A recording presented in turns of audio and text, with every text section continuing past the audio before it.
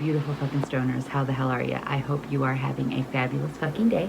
I hope you are staying safe and healthy in these crazy times. And I want to thank you for landing on my channel. Amber Lalana, that is me. And I appreciate the fuck out of you for being here. So hit like, hit subscribe for me. That would be really fucking awesome. And let's get the fuck into the video, shall we? What are we talking about today? We're talking about my breast cancer journey and my post-surgery follow-up, if you will. This is my post-surgery update to you. So I had a, not a mastectomy, I had a lumpectomy about a week and a half ago. And it was a fantastic success. Besides the fact that leading up to my surgery, everything was an amazing success. My chemo and everything that I did on my own, my cannabis intake, RSO, and whatnot, and eating healthy and, you know, doing what I needed to do to kick this fucker's ass. I did it, and I kicked this fucker's ass.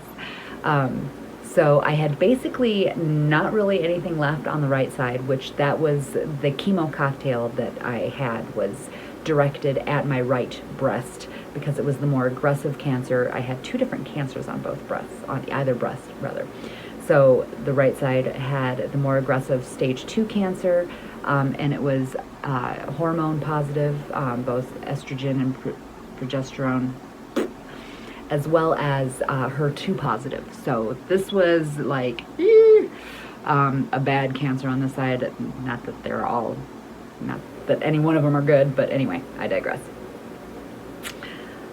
Worse than this one, we'll say. So this was actually a different cancer. It was an apocrine cancer, they called it.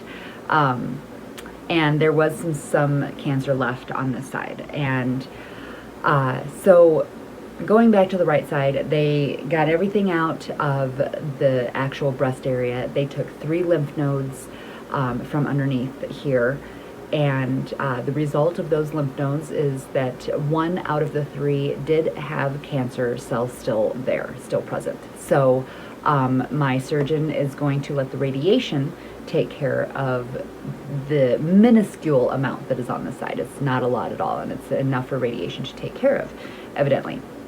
And so far my surgeon has not steered me wrong, so I trust her implicitly. By the way, one thing we haven't done yet is smoke out of the bowl or a joint or whatever you have. Smoke it, baby. Cheers. So, as I was saying, that was the right side. The left side, turns out I actually have to go back under the knife in a week, actually. Yeah, exactly a week from today. I am going to be having another surgery on this side because, unfortunately, she didn't get it all.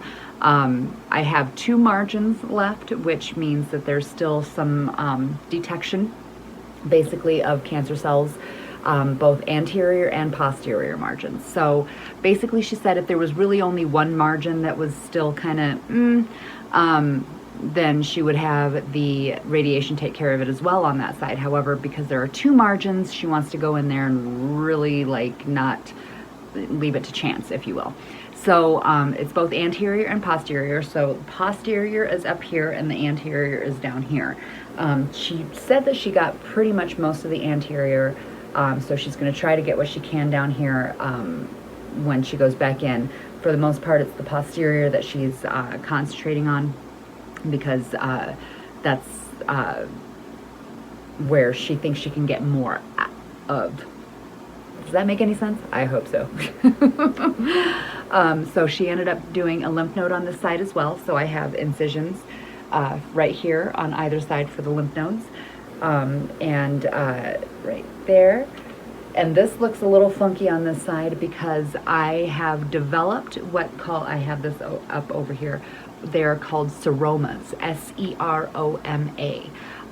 So basically when you have an incision site or there is tissue either removed or disrupted in surgery, you can have you can develop a seroma. Seroma, right? Did I say that right? Seroma? Yes, seroma. You can develop those about a week or so after surgery. Unfortunately, I developed them. I have a rather large one on this side and a not so large one on this side. They are tender to the touch. They're not bad. They're just a side effect of what can happen in surgery. And a lot of times with breast cancer, you hear about drainage tubes. And this is why you have drainage tubes, so that you do not develop seromas. And I had not much tissue, taken out and disrupted. So I'm sure that my doctor didn't think that drainage tubes were really a necessity for me. But I did develop the seromas, and she did take some fluid out of this one when I went to go see her a handful of days ago. Filled up pretty quickly afterwards but again, it's not a horrible thing unless it starts to smell, unless it starts to get red on the incision sites, or you start to seep like blood out of the incision site. That's when it's going to start to be infected. So when it's just like this, it's okay. If it's just tender, it's, it is what it is. So actually it's like pus fluid basically that's in there. And your body will reabsorb it. And if you do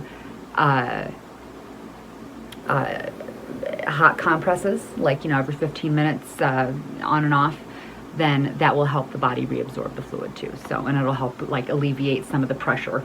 Because I tell you what, it's big. I'll show you. Let me just say that if you do not like protruding things out of the skin or anything that has to do with stuff like that, then don't look. You have been warned. You've been forewarned.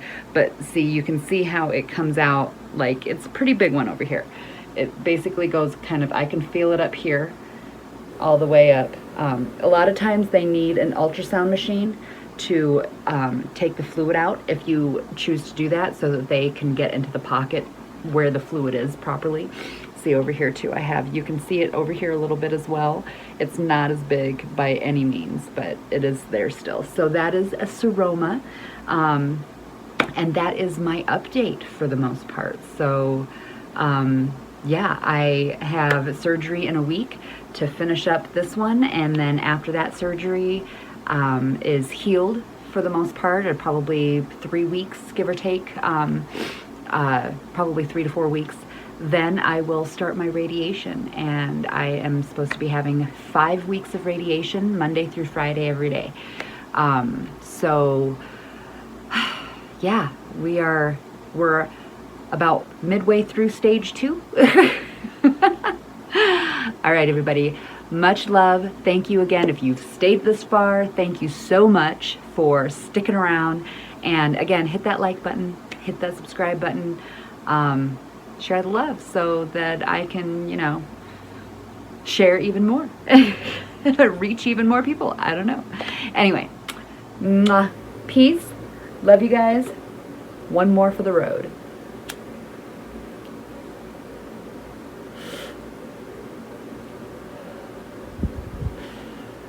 Peace out.